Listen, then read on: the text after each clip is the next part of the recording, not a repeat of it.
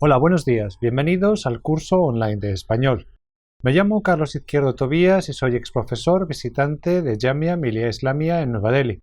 Ahora nos encontramos en el módulo 2 del Paper 7 que se titula La enseñanza del español como lengua extranjera y que fue preparado por la doctora Alka Jaspal y la profesora Rini Ghosh, profesoras en el área de L. En este módulo vamos a hablar de la competencia comunicativa. ¿Qué es la comunicación? Según los estudios relacionados con la enseñanza de L, la habilidad de comunicar en la lengua siempre ha desempeñado un papel muy importante. Comunicarse con éxito en un idioma y en un ámbito específico también es algo a lo que debe prestar especial atención el docente. La comunicación cotidiana no es lo mismo que la comunicación formal.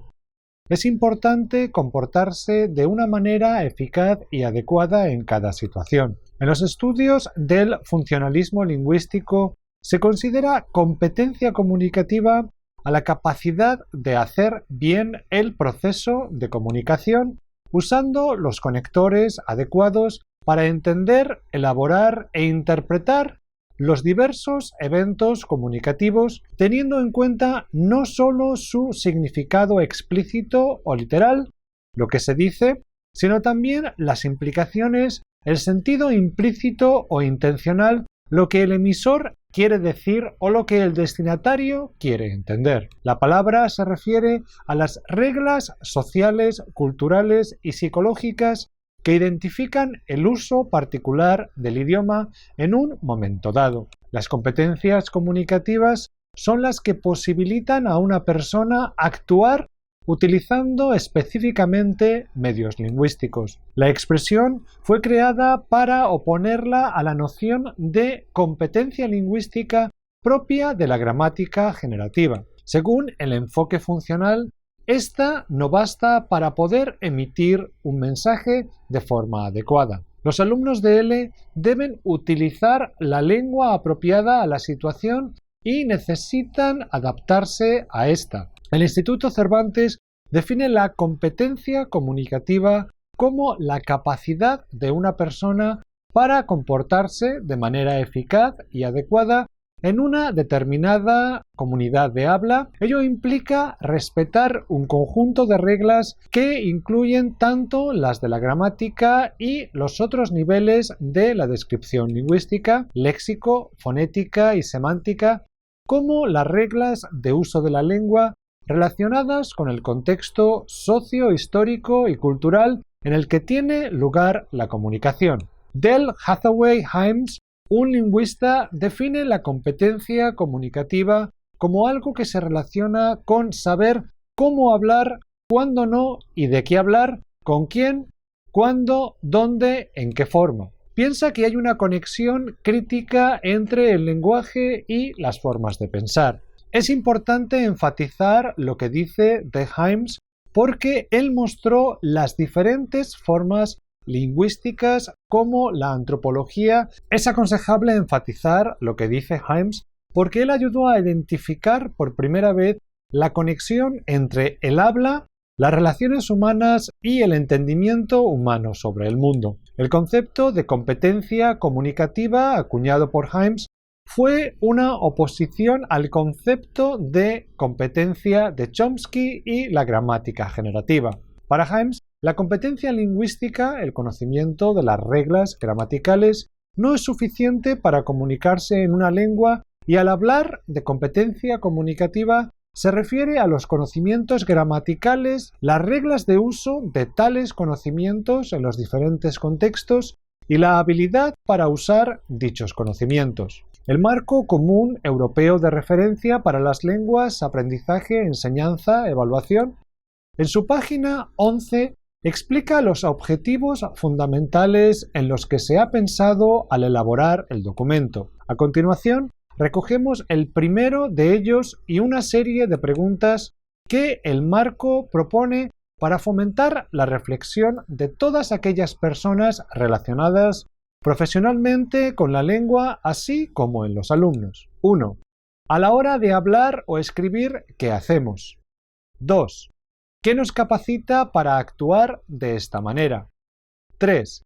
¿Qué necesitamos aprender cuando queremos utilizar una nueva lengua. ¿Por qué estudiamos la competencia comunicativa? La competencia comunicativa corresponde a un cambio en el concepto de la lengua en el que se pasa de una visión de la lengua como sistema a una visión de la lengua como comunicación. Vamos a analizar la perspectiva de la lengua como un sistema, análisis tradicional. La oración siempre ha sido el núcleo de atención en el estudio de una lengua y el conocimiento de las reglas gramaticales, léxicas y prosódicas. El aprendizaje de lenguas se fundamenta en el conocimiento y uso correcto de la competencia lingüística. El profesor desempeña un papel de controlador del proceso de enseñanza. Él solo toma las decisiones y decide sobre los pasos a seguir en el proceso.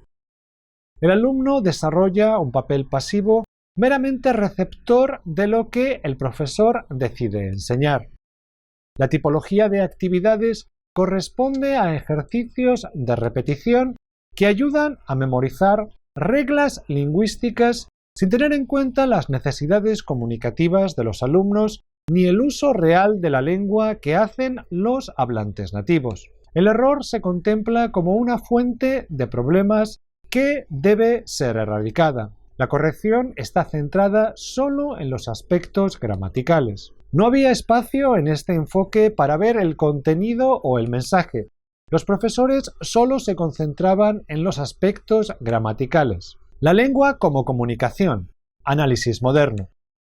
El enfoque se desplaza de la oración al texto, oral o escrito, entendido este como la unidad básica de la comunicación. El aprendizaje de la lengua se fundamenta en el conocimiento y uso de las diferentes competencias relacionadas con la lengua y el individuo. El profesor es más como un guía y promotor del proceso de aprendizaje, a la vez que fomenta la autonomía del alumno. El alumno tiene un papel activo, forma parte y toma decisiones sobre sus necesidades y objetivos en el proceso de aprendizaje-enseñanza y desarrolla su autonomía de aprendizaje. La tipología de las actividades se adapta a las necesidades del alumno y pretende poner en práctica todos los conocimientos y competencias adquiridos y aprendidos para lograr resolver con éxito tareas comunicativas. El error es visto como una fuente de información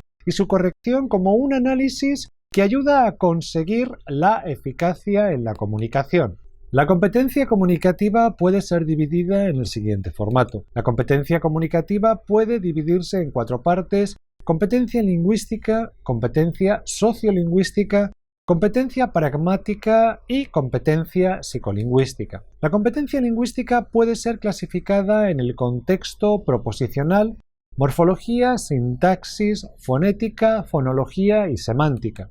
La competencia sociolingüística puede ser las reglas de interacción social, el modelo Speaking según Himes, competencia interaccional y la competencia cultural. La competencia pragmática puede ser clasificada como competencia funcional, interacción, implicatura, principio de cooperación y presuposición. La competencia psicolingüística puede ser dividida como personalidad, socio-recognición y el condicionamiento afectivo. En el capítulo 5, las competencias del usuario o alumno, que es de muy recomendable lectura, aparece el siguiente ejemplo. Oye, he pensado que podrías dejarme la plata para la entrada de un coche. ¿Qué te parece? En este caso, el término plata tiene un significado coloquial de dinero. Nuestro conocimiento lingüístico nos deja reconocer este enunciado como gramaticalmente correcto, pero es nuestro conocimiento sociolingüístico el que nos impide utilizar esta fórmula por considerarla incorrecta, inapropiada o poco efectiva para dirigirnos al director de un banco con el propósito de conseguir un crédito para comprar un coche. En cambio, es probable que nos resultara apropiada en un contexto familiar de un hijo dirigiéndose a su padre. No queremos decir que sea la única forma ni la más habitual de pedir dinero a un padre o un familiar. Canale y Swain y posteriormente Canale ampliaron el modelo de competencia comunicativa de Himes a 4 componentes. La competencia comunicativa puede ser dividida entre la competencia gramatical, la competencia estratégica, la competencia discursiva y la competencia sociolingüística. Según ellos, la competencia comunicativa es como los sistemas subyacentes de conocimiento y habilidad requeridos para la comunicación, por ejemplo, el conocimiento del vocabulario y la habilidad de usar las convenciones sociolingüísticas de una lengua dada. Además, se establecía una distinción entre la competencia comunicativa y lo que aquí hemos llamado comunicación real, la realización de tales conocimientos y habilidades bajo limitaciones psicológicas y ambientales como restricciones perceptuales y de memoria,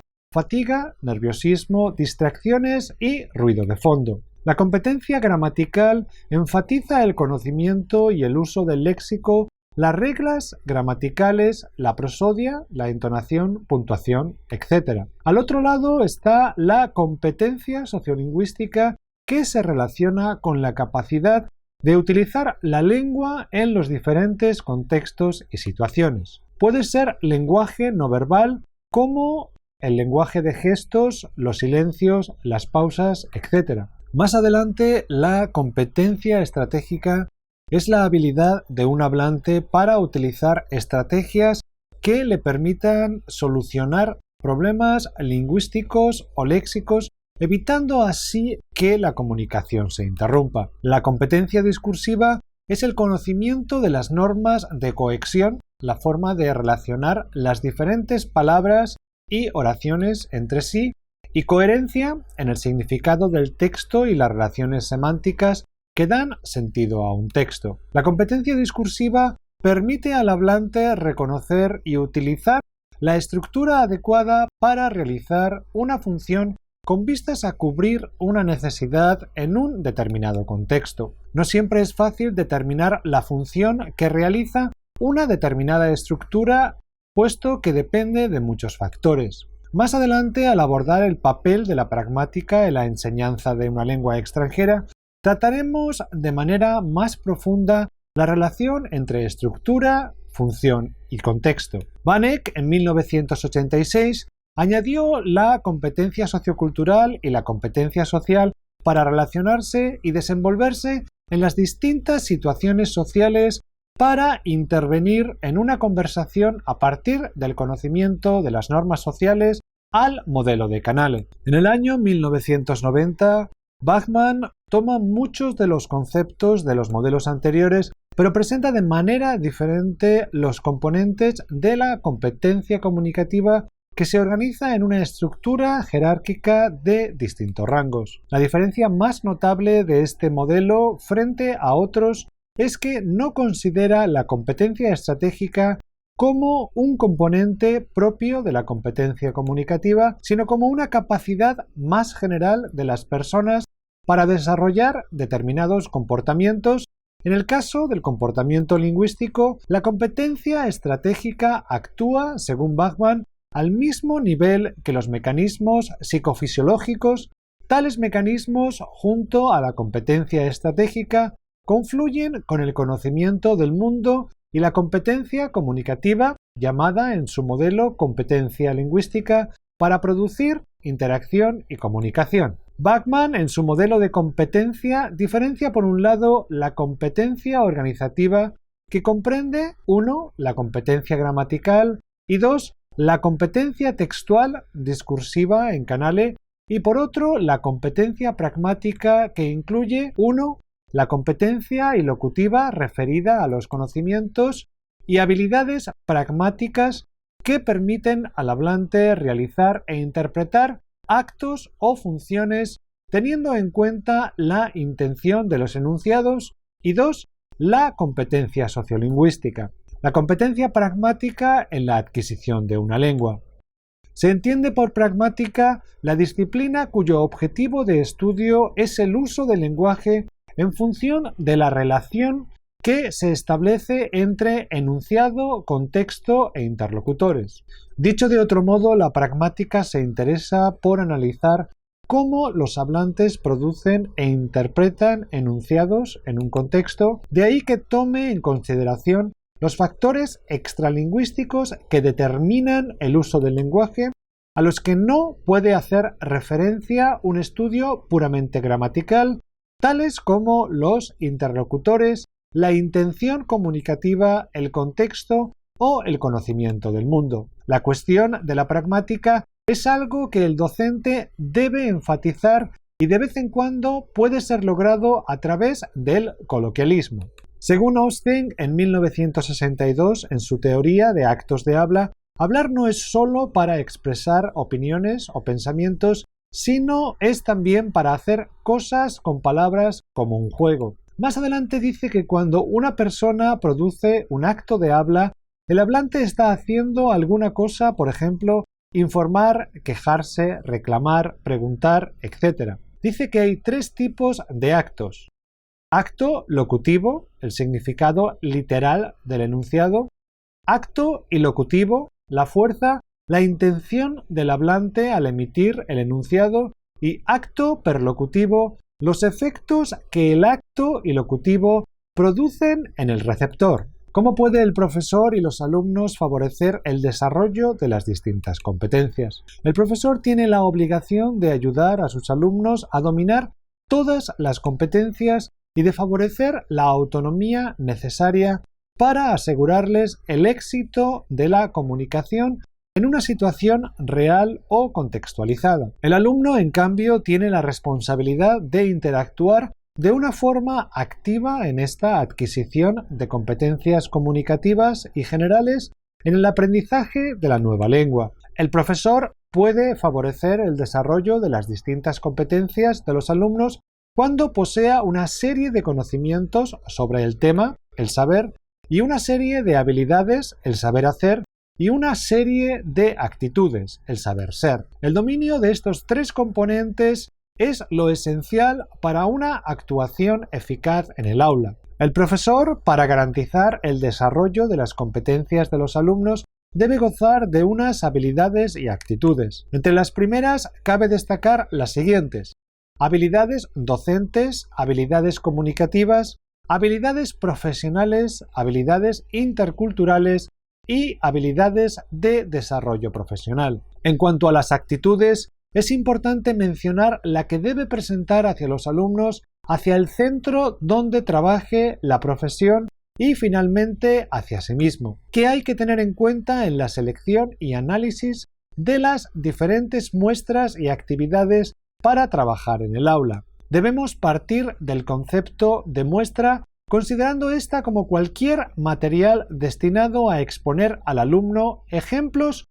contextualizados para posibilitar el análisis y la formulación de hipótesis. Este material puede presentarse en forma de textos orales o escritos y debe ayudar a mejorar tanto las competencias orales como las escritas. Antes de escoger cualquier muestra, sin embargo, el profesor debe tener presente cuál es el perfil y el verdadero nivel de sus alumnos, no solo el que les ha asignado la academia para la que trabaja, y buscar material que se adapte a sus carencias y objetivos. El plan curricular del Instituto Cervantes clasifica los contenidos de la lengua española en niveles según las propuestas del Marco Común Europeo de Referencia, por lo que puede servir de guía a la hora de preparar actividades adecuadas. Es importante incluir materiales de conceptualización y actividades de ejercitación formal que obligue a los alumnos a realizar procesos mentales de inferencia,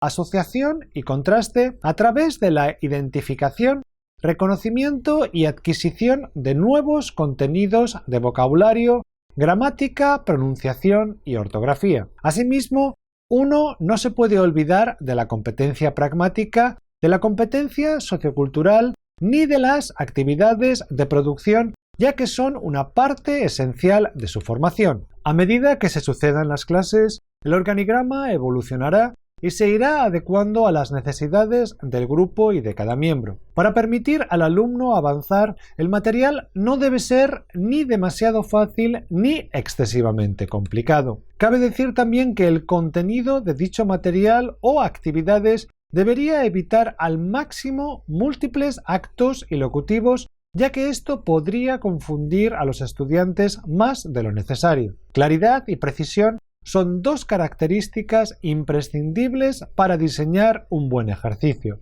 Por otra parte, aunque no se trata de un material que se utilice siempre en el aula, no se puede negar la trascendencia del diccionario, el cual acompaña a un estudiante de cualquier nivel a lo largo de todo su aprendizaje. A pesar de que la tendencia actual es recurrir a diccionarios gratuitos en Internet, los alumnos deben saber que existen diccionarios de español especialmente para ellos. El profesor debería conocer los puntos fuertes y puntos débiles de cada alumno para poder recomendarles más tarde material complementario al libro de texto y al cuaderno de actividades. Y terminamos aquí este módulo. Muchas gracias.